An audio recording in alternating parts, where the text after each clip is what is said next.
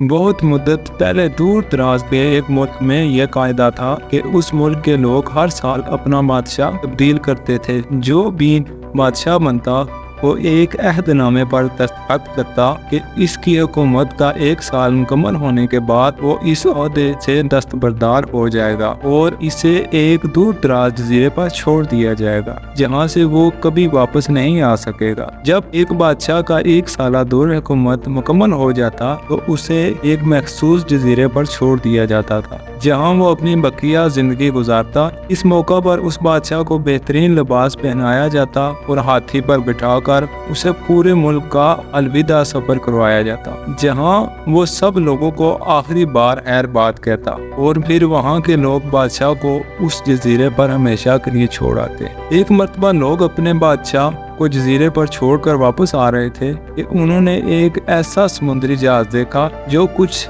دیر پہلے ہی تباہ ہوا تھا، اور ایک نوجوان شخص نے خود کو بچانے کے لیے لکڑی کے ایک تختے کا سہارا لے کر رکھا تھا۔ کیونکہ ان لوگوں کو ایک نئے بادشاہ کی بھی تلاش تھی، لہٰذا انہوں نے اس نوجوان شخص کو اپنی کشتی پر بٹھایا اور اپنے ملک لے آئے اور اس سے 1 سال کی حکومت کرنے کی درخواست کی۔ پہلے تو وہ نوجوان نہ مانا، لیکن پھر وہ 1 سال کے لیے بادشاہ بننے پر رضامند ہو گیا۔ وہاں کے لوگوں نے اس بادشاہ کے تمام اصول سمجھا دیے اور یہ بھی بتایا کہ 1 سال کے بعد وہ اسے فلاں مخصوص جزیرے پر چھوڑ آئیں گے۔ بادشاہت کے تیسرے دن ہی بادشاہ نے اپنے وزیر سے کہا، مجھے وہ جگہ دکھائی جائے جہاں گزشتہ تمام بادشاہوں کو بھیجا گیا تھا۔ بادشاہ کی خواہش کا احترام کرتے ہوئے اسے وہ جزیرہ دکھانے کا اہتمام کیا گیا۔ وہ جزیرہ مکمل طور پر جنگل تھا اور جنگلی جانوروں سے بھرا ہوا تھا۔ ان جانوروں کی آوازیں جزیرے کے باہر تک سنائی دے رہی تھی۔ بادشاہ جائزہ لینے کے لیے تھوڑا سا جنگل کے اندر گیا اور وہاں اس کے پچھلے تمام بادشاہوں کے ڈھانچے نظر آئے۔ وہ سمجھ گیا بہت جلد اس کا بھی یہی حال ہوگا اور جنگلی جانور اس کو چیر پھاڑ کر کھا جائیں گے۔ ملک واپس پہنچ کر بادشاہ نے مضبوط و توانا جسم کے 100 مزدور اکٹھے کیے، ان سب کو اس جزیرے پر لے گیا اور حکم دیا کہ جنگل کو 1 ماہ میں مکمل طور پر صاف کر دیا جائے، تمام خطرناک جانوروں کو مار دیا جائے اور سب فالتو درخت کاٹ دیے جائیں۔ وہ ہر ماہ جزیرے کا دورہ کرتا اور کام کی نگرانی بھی خود کرتا۔ پہلے مہینے میں تمام خطرناک جانوروں کو مار دیا گیا اور پھر بہت سے درخت بھی کاٹ دیے گئے۔ دوسرے ماہ تک جزیرہ مکمل طور پر صاف ہو چکا تھا۔ اب بادشاہ نے مزدوروں کو حکم دیا کہ جزیرے پر مختلف مقامات پر خوبصورت باغات تعمیر کیے جائے۔ وہ اپنے ساتھ مختلف پالتو جانور مثلاً مریاں، گائے، بھینسیں، بطخیں اور بھیڑیں وغیرہ بھی جزیرے پر منتقل کر رہا تھا۔ تیسرے مہینے میں بادشاہ نے اپنے مزدوروں کو حکم دیا کہ ایک شاندار گھر کی تعمیر کریں اور اس جزیرے پر ایک بڑی سی بندرگاہ بھی بنائیں۔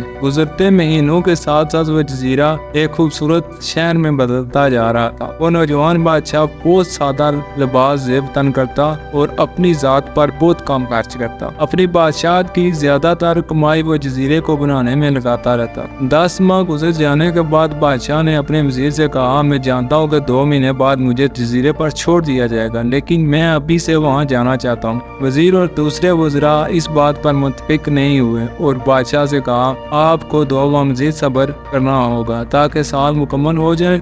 سال پورا ہو جانے کے بعد ہی آپ کو اس جزیرے پر چھوڑا جائے گا۔ 2 ماہ مکمل ہو گئے اور بادشاہت کا 1 سال ختم ہو گیا۔ حسب روایت وہاں کے لوگوں نے اپنے بادشاہ کو شاندار لباس پہنایا اور ہاتھی پر بٹھایا تاکہ وہ اپنی رعایا کو خیر بات کہہ سکے۔ خلافِ توقع یہ بادشاہ اپنی الوداع تقریب پر بہت ہی خوش تھا۔ لوگوں نے اس سے پوچھا، اس موقع پر تمام گزشتہ بادشاہ تو رو رہے تھے لیکن آپ ہنس رہے ہیں، آپ کے اس قدر خوش ہونے کی کیا وجہ ہے؟ اس نوجوان بادشاہ نے جواب دیا، تم لوگوں نے داناؤں کا قول سنا ہے، جب تم ایک چھوٹے بچے کی صورت میں اس دنیا میں آتے ہو تو تم رو رہے ہوتے ہو اور باقی لوگ سب ہنس رہے ہوتے ہیں۔ ایسی زندگی جیو کہ جب تم مرو تو تم ہنس رہے ہو اور باقی دنیا رو رہی ہو۔ میں نے ایسے ہی زندگی گزاری ہے۔ جس وقت تو تمام بادشاہ محل کی رنگینیوں میں کھوئے ہوئے ہوتے تھے تو میں اس وقت اپنے مستقبل کے بارے میں سوچتا تھا، اس کے لیے لائے عمل تیار کرتا تھا۔ میں نے اب اس جزیرے کو ایک ایسی خوبصورت قیامگاہ میں تبدیل کر دیا ہے جہاں اب میں اپنی باقی زندگی نہایت چین اور آرام و سکون سے گزار سکوں گا۔ ہمیں اس سے نتیجہ یہ ملتا ہے کہ ہم آخرت کی زندگی کے بارے میں بھی کچھ سوچیں، نہ کہ اپنا اسی طرح ٹائم زندگی کی آسائشوں میں